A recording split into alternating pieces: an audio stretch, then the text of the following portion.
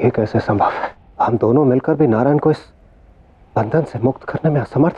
मैया के प्रेम का पाश है, कितना भी प्रयत्न कर लीजिए छूटेगा नहीं।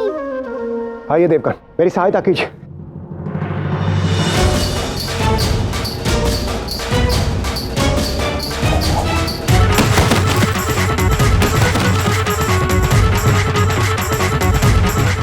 जब पुत्र इतना शक्तिशाली है तो उसकी मैया का बंधन कितना शक्तिशाली होगा। ये क्या देवराज, इतने शीघ्र थक गए?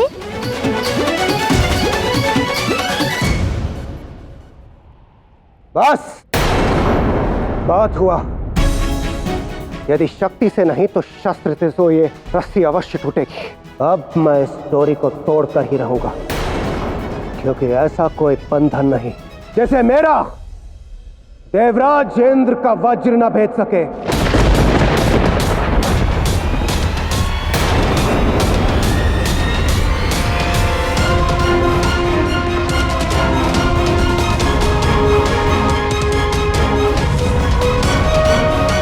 इंद्रदेव को रोकना होगा आराध्य। नहीं आराध्य, इंद्रदेव शायद भूल रहे हैं कि माँ की शक्ति सबसे प्रबल होती है और माँ पुत्र का संबंध उतना ही अटूट होता है जितना कि आत्मा।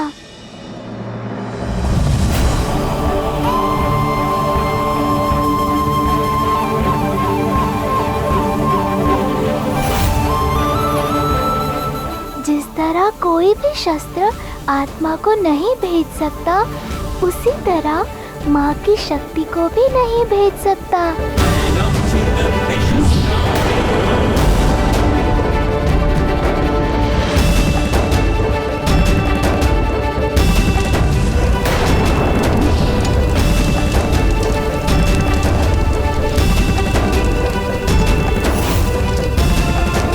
ना अग्नि जला सकती है,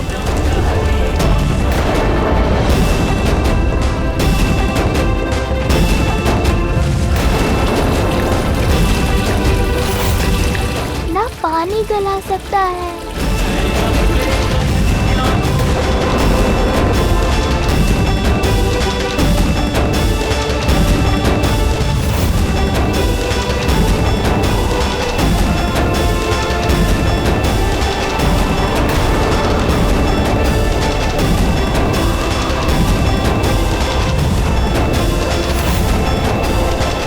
और ना वायु सुखा सकती है।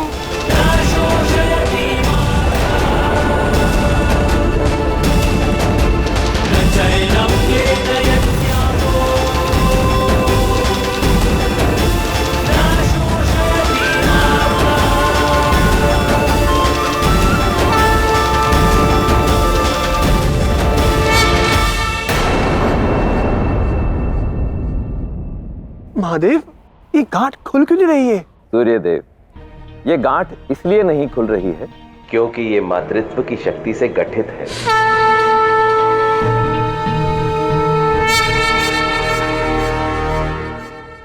आप मुझे फंसाना चाहते थे, परंतु स्वयं मेरे और मैया की ममता भरी लीला में फंस गए। आपकी लीला से भला कोई बचा है? अंततः अपनी लीला में आपने मुझे भी फंसा ही लिया। परंतु आपकी इस लीला में फंस के भी मुझे अत्यंत आनंद की अनुभूति हुई आराध्य। मुझे इतना सुंदर दृश्य देखने का अवसर प्राप्त हुआ, परंतु आप इस बंधन से कैसे निकलेंगे आराध्य? इन बंधन से मैं क्यों निकालना चाहूँगा महादेव? ये तो मैया के प्रेम की गांठ है। इसमें तो मैं सारा जीवन फंसा रहना चाहता हूँ, डांट खाना चाहता हूँ, वो हर एक चीज का अनुभव लेना चाहता हूँ जो एक पुत्र अपनी मैया से अपेक्षा रखता है। अब अगर मेरी मैया ने मुझे बांधा है तो मेरी मैया ही इसे खोलेंगी।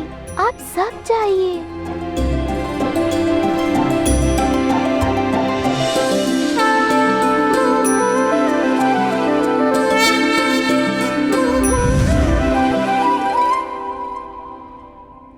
हे आराध्य, अत्यंत सुंदर लीला की रचना की आपने, और आपकी प्रत्येक लीला की भांति इस लीला द्वारा भी आपने संसार को एक सीख दी कि एक माता का उसकी संतान के प्रति प्रेम का बंधन चिरंतन अमर है।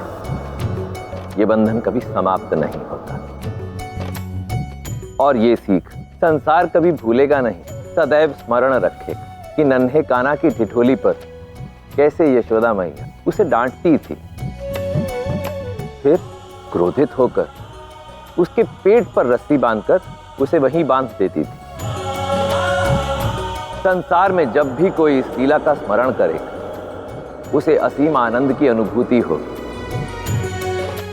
क्योंकि इस लीला द्वारा उसे प्रत्येक मां में यशोदा मैया की झलक मिलेगी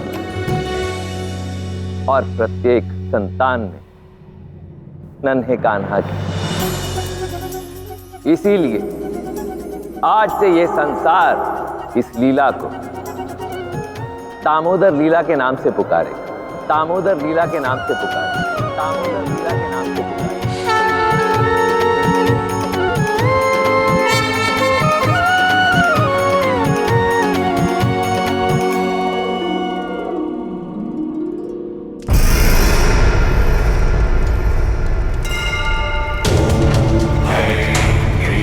ओम शुम शुक्राय नमः।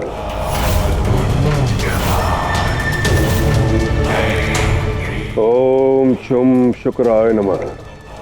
आपको शुक्राचार्य से सहायता लेनी चाहिए, वही है जो आपकी सहायता करेंगे। ये प्रतीक्षा भी एक परीक्षा है, परंतु ये कंस अपना संयम नहीं खोएगा। मुझे पता है उस नारायण के समक्ष पूरी शक्ति से, लगन से और धैर्य से कोई सामना कर सकता है तो वो और कोई नहीं,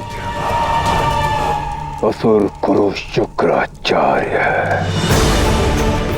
असुर गुरु शुक्राचार्य प्रकट हो।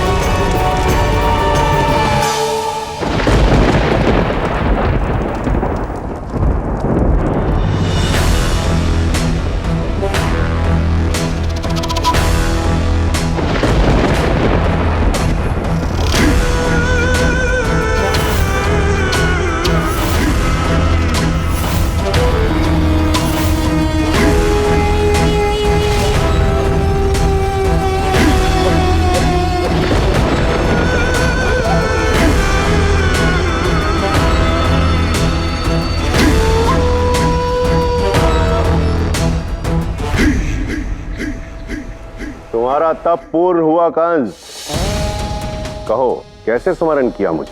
असुर गुरु शुक्राचार्य, आप तो सब जानते हैं, चाहे वो आकाशवाणी के विषय में हो या मेरी बहन के गर्भ से जन्मे मेरे काल के विषय में, उस दिव्य बालक रूपी नारायण के अवतार कृष्ण के विषय में।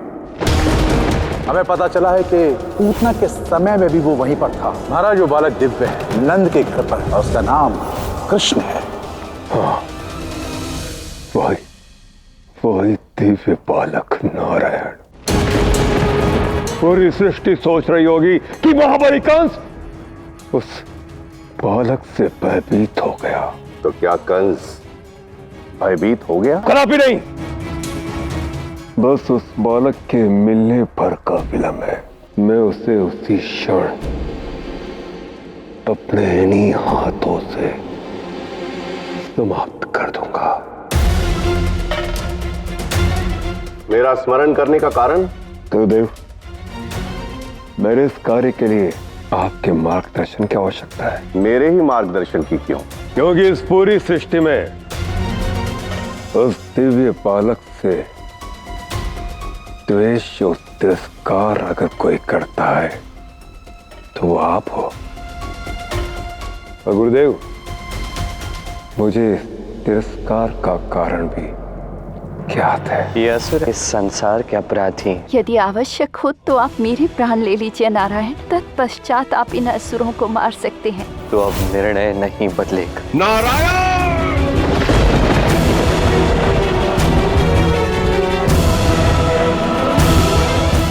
बिल्कुल सही सुना है तुमने, परंतु ये तुम्हारी योजना नहीं है। अर्थात मैं कुछ समझा नहीं गुरुदेव। नारायण है वो, मायावी है वो। उसे पराजित करने के लिए उससे युद्ध की आवश्यकता नहीं है। अर्थात क्या करना होगा हमें? कभी तुमने सोचा है कि वो बाल रूप में क्यों आया है? उसके पीछे उसका उद्देश्य क्या है? बाल लीला करना, सभी को प्रभावित करना। यदि उसे पराजित करना चाहते हो तो उसे उसके उद्देश्य में असफल करो, और यदि उसके बाल लीला को रोकते हो तो इस सृष्टि पर उसका जन्म लेने का उद्देश्य व्यर्थ सिद्ध हो जाएगा। इस बात पर तुम्हें अपना ध्यान केंद्रित करना होगा कंस। घोड़ा बाल की